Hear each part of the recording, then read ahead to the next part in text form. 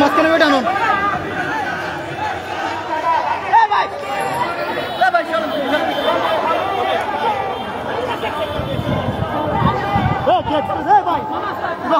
ভাই বারবার গাড়ি চালানো না মহানগরীতে বারবার গাড়ি চালানো ভাইয়া আপনি সিঙ্গেল আরো চলে ভাইয়া ভাইয়া আপনি শৃঙ্খলা কমিটির আপনি নিজ দায়িত্ব হলে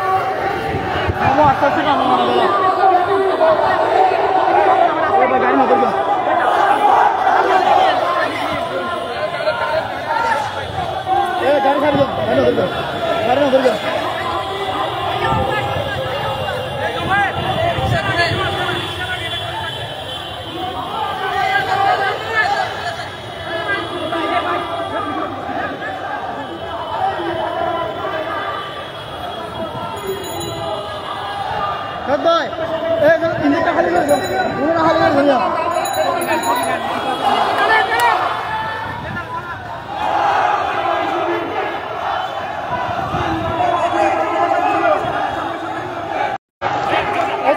গাড়ি ছাড়ো আস্তে আস্তে গাড়ি নবুতে হচ্ছে না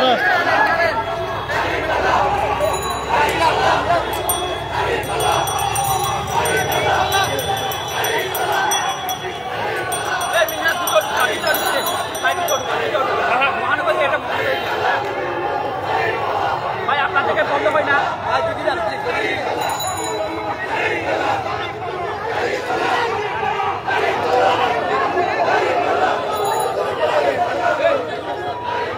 ও সংসার নাকি মানুষ মানুষ সংসার কখন এসে 100 গাড়ি আনার পরে ভাই ইন্দিটা নিল জঙ্গ গাড়ি ইন্দিটা নিল জঙ্গ আগে আসেন আগে আসেন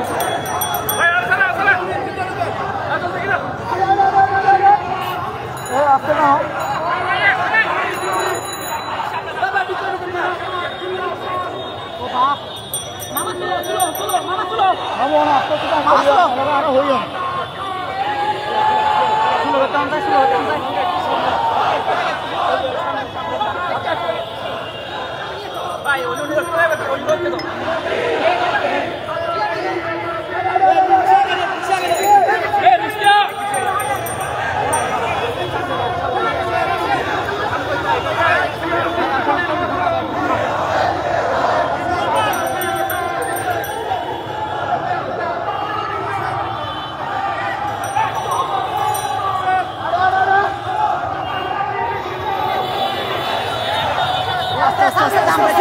বেশি দাম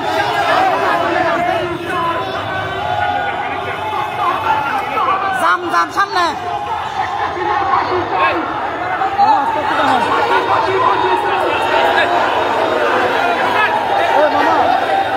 গাড়ি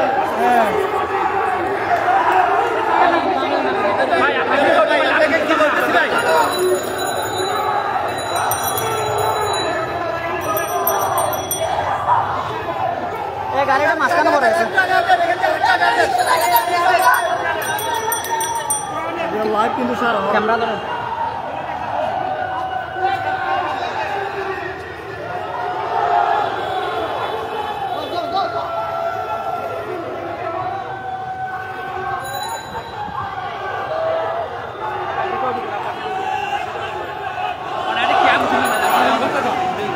क्या होता है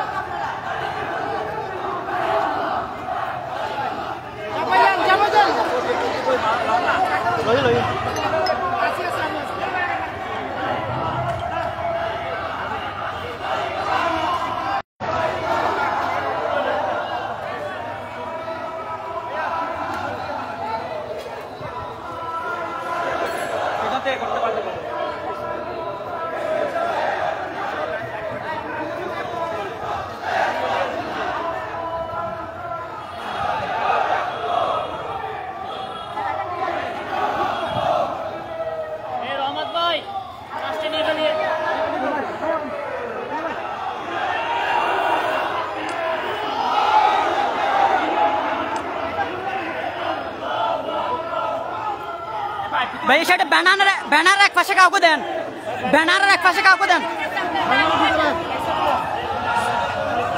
ব্যানার এক পাশে কাউকে দেন।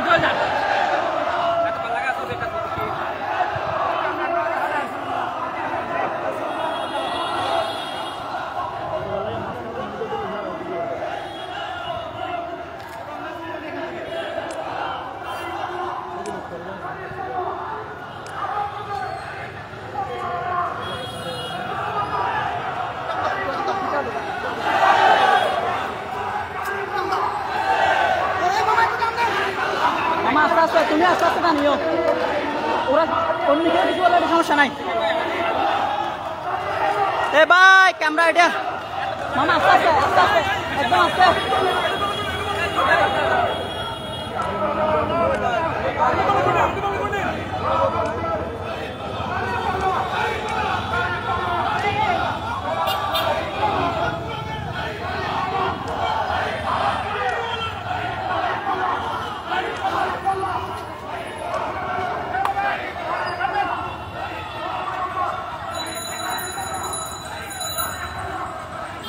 আস্তে আস্তে আস্তে আস্তে আস্তে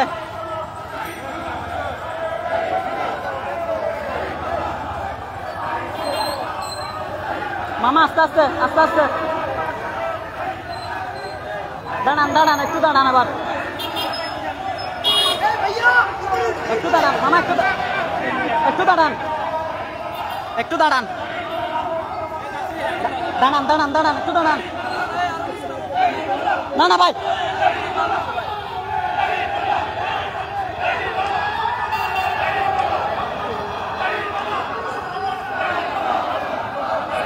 মামা দাঁড়ান দাঁড়ান, আমি কি বলি সেটা শুনেন, একদম দাঁড়ান।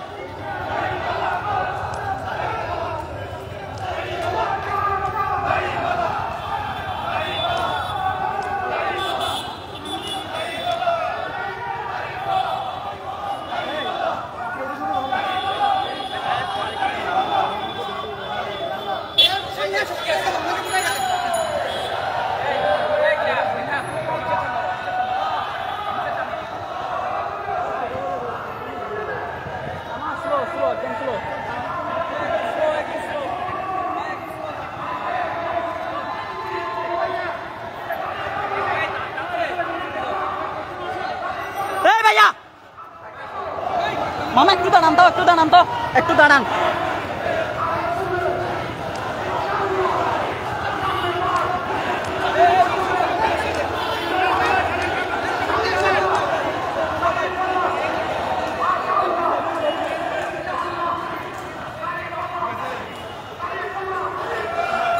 মামা আস্তে আস্তে আস্তে একদম আস্তে।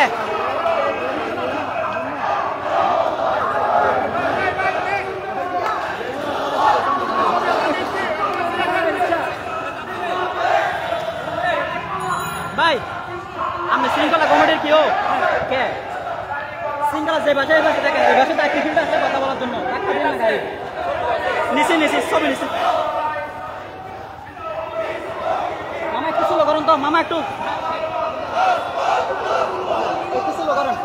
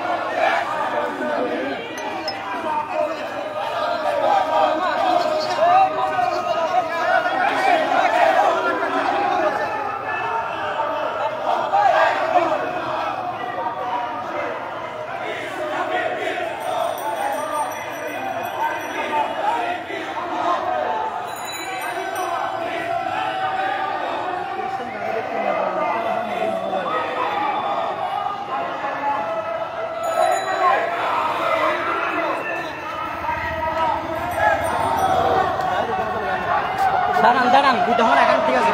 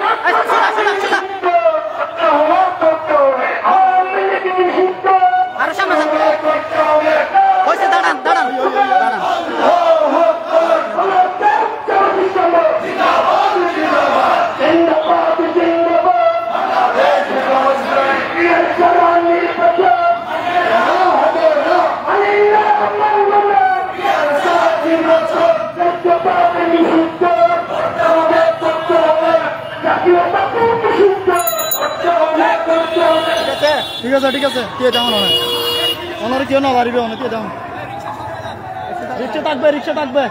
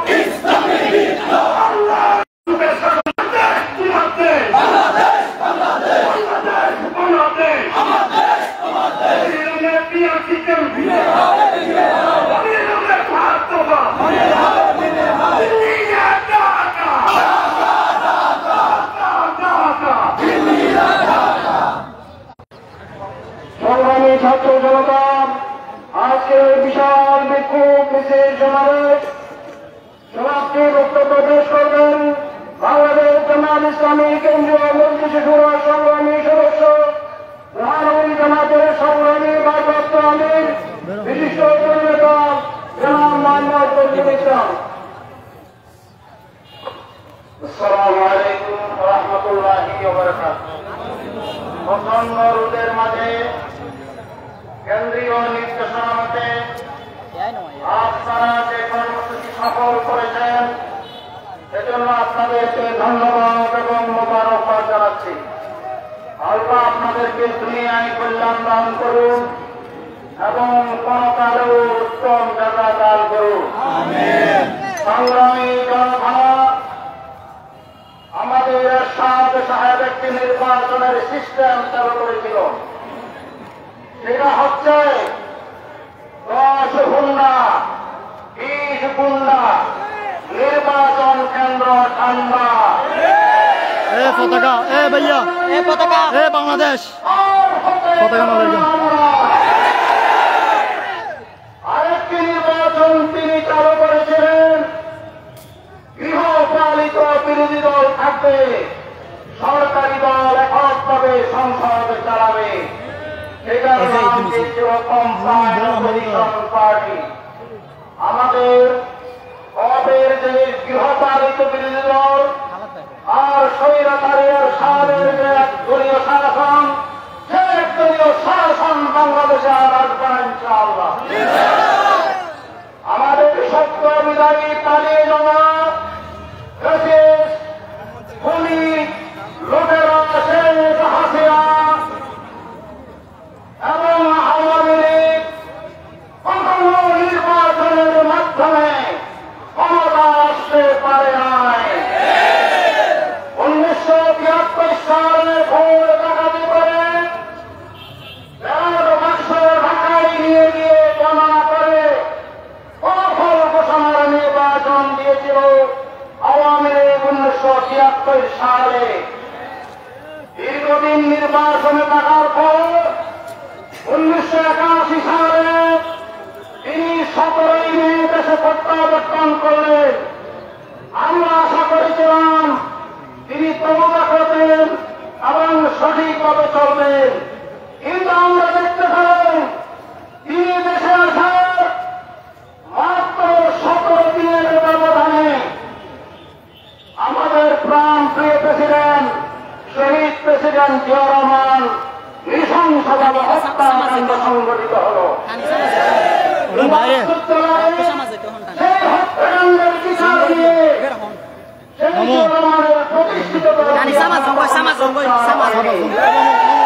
আমরা কালকে সেই হত্যার বিচার দাবি করছি। 1993 সালের নির্বাচন সরকারের অধীন হওয়ার কারণে 1991 এবং 2001-এর মতোই একসাথে বাজারঘাট হয়ে গিয়েছে। কিন্তু 1993 সালের নির্বাচন জাতীয় সরকারের অধীন হলেও এই নির্বাচন ছিল প্রশ্নবিদ্ধ। ইলেকশন মনিটরিং অ্যালায়েন্স সেনা নামের এই সংগঠনটি আন্তর্জাতিক স্বীকৃতি নিয়ে দেশীয় স্বীকৃতি নিয়ে নির্বাচন পর্যবেক্ষণ করেছিল। তারাই আওয়ামী লীগের পক্ষে ভূমিকা রেখেছে এবং বিরোধী দলের বিপক্ষে অবস্থান নিয়েছে। তবে এই ধরনের প্রশ্নবিদ্ধ নির্বাচন আমরা হতে দেব না।